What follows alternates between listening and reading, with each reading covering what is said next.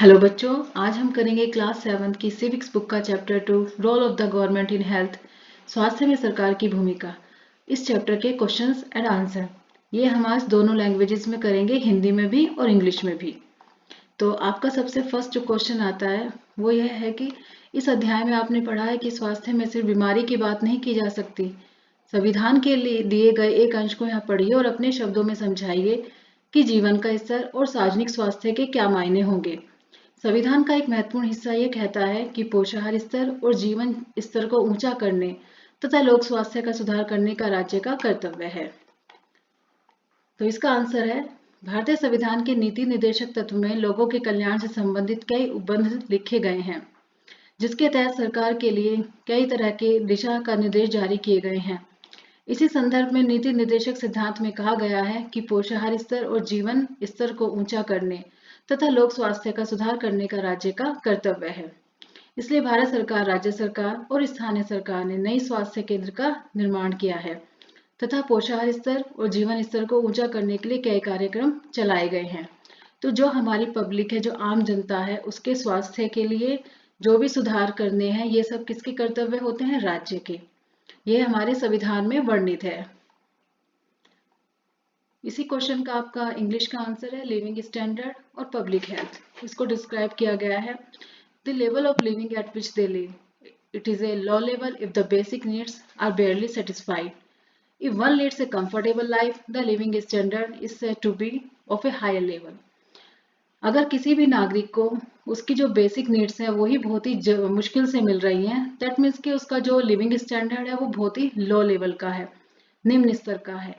और अगर सारी चीज़ें उसे जो बेसिक नीड्स हैं उसे कंफर्टेबल एक लाइफ मिल रही है, सब चीज़ आराम से, तो उसका जो है स्टैंडर्ड ऑफ लिविंग हाई है।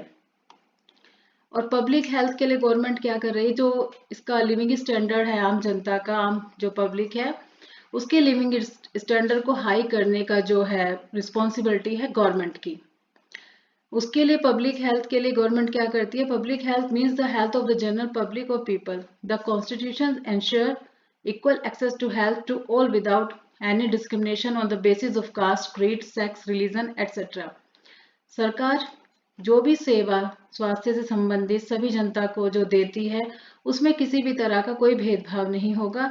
ये हमारे कॉन्स्टिट्यूशन में भी है कि सभी को समान रूप से सभी सेवाएं मिलेंगी। नंबर 2 क्वेश्चन है, सबके लिए स्वास्थ्य की सुविधाएं उपलब्ध कराने के लिए सरकार कौन कौन से कदम उठा सकती है? चर्चा कीजिए। तो सबके लिए स्वास्थ्य की सुविधाएं उपलब्ध कराने के लिए सरकार निम्न कदम उठा सकती है। स्वास्थ्य केंद्रों या चिकित्सा केंद्रों में वृद्धि करके जितने भी अभी हमारे हेल्थ सेंटर, हॉस्पिटल्स हैं, उनका जो है और ज़्यादा उनमें वृद्धि की जाए और संख्या में बढ़ाए जाए, क्योंकि पॉपुलेशन के अकॉर्डिंगली वो कम पड़ रहे हैं। कोई भी गवर्नमेंट हॉस्पिटल में जाता है तो वहाँ पे बहुत ही भीड़ रहती है, बहुत लंबा टाइम लगता है।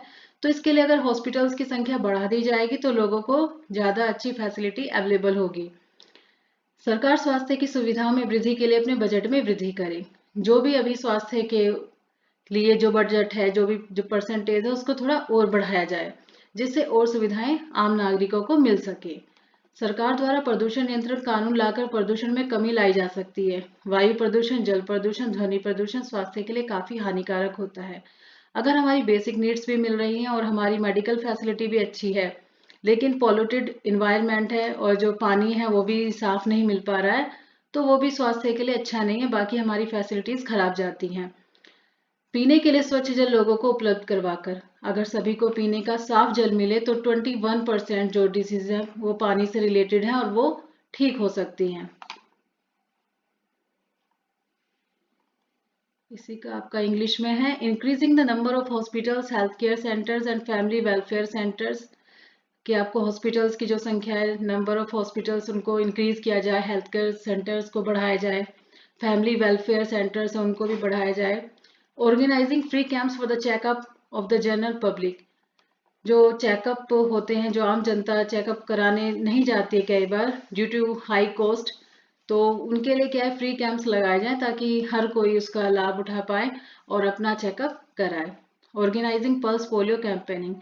जैसा कि पल्स पोलियो का आपको पता ही है कि हर महीने का जो फर्स्ट जो रविवार होता है, उसमें घर घर जाके 5 साल से छोटे बच्चों को पोलियो की ड्रॉप दी जाती है। जिससे काफ़ी हद तक पोलियो जो है इस देश में जो है ख़त्म हो चुका है। तो इस तरह के ही कैंपेनिंग जो है चलाने चाहिए। Spreading health awareness among common people through different means, workshop, seminars and training camps can also prove to be effective ways. Awareness जो है बहुत ज़्यादा ज़रूरी है, लोगों को जागरूक बनाया जाए बीमारियों को लेकर, उनकी रोकथाम के बारे में। उसके लिए वर्कशॉप चलाए जा सकते हैं, सेमिनार और ट्रेनिंग कैंप्स। इसके थ्रू अवेयरनेस को हम ज़्यादा से ज़्यादा कॉमन पीपल्स के बीच में ले जा सकते हैं। नंबर 3 आपका क्वेश्चन है, आपको अपने इलाके में उपलब्ध सार्वजनिक और निजी स्वास्थ्य सेवाओं में क्या अंतर देखने को मिलते हैं? नीचे दी गई तालिका को भरते हुए इनकी तुलना कीजिए और अंतर बताइए। यहाँ पे डिफरेंस आपको बताना है निजी और सार्वजनिक, पब्लिक और प्राइवेट जो मेडिकल फैसिलिटी दी जा रही है उसके बारे में। तो अगर कंपेयर करें, एक तो सेवाओं के मूल्य से रिलेटेड और एक सेवाओं की उपलब्धता के बारे में। निजी में आपको अस्पतालों में सेवाओं का मूल्य काफ़ी अधिक होता है। निजी अस्पतालों में बेड चार्ज, डॉक्टरों की फीस, जांच परीक्षण फीस आदि के रूप में काफ़ी पैसे लिए जाते हैं, जबकि सार्वजनिक अस्पतालों में रोगियों का इलाज मुफ्त में किया जाता है या फिर बहुत ही कम पैसे लिए जाते हैं। सेवाओं की उपलब्धता को लेकर दोनों में कंपेयर करें तो निजी अस्पतालों में अपने रोगियों के लिए सभी तरह की सुविधाएं आसानी से उपलब्ध कराई जाती हैं, और सार्वजनिक अस्पतालों में रोगियों की लंबी लंबी कतारें होती हैं और कोई भी सेवा आसानी से उपलब्ध नहीं हो पाती है। तो आपको जो प्राइवेट सेक्टर्स उनमें हॉस्पिटल्स हैं उनमें आपको सारी जो फैसिलिटीज़ मिलेंगी, लेकिन उसके लिए आपको जो है जो अच्छा खासा आपसे पैसे वसूले जाएंगे। और सार्वजनिक जो हॉस्पिटल्स हैं उनमें आपको सेवा तो फ्री मिलेगी या बहुत ही कम चार्ज आपको देना होगा, बट आपको उसके लिए टाइम देना होगा क्योंकि उसमें जो है समय ज़्यादा लग जाता है। तो सेम हेयर की कॉस्ट ऑफ सर्विसेज की बात करें तो high and very expensive in private hospitals and in public hospitals either free और at a very low cost.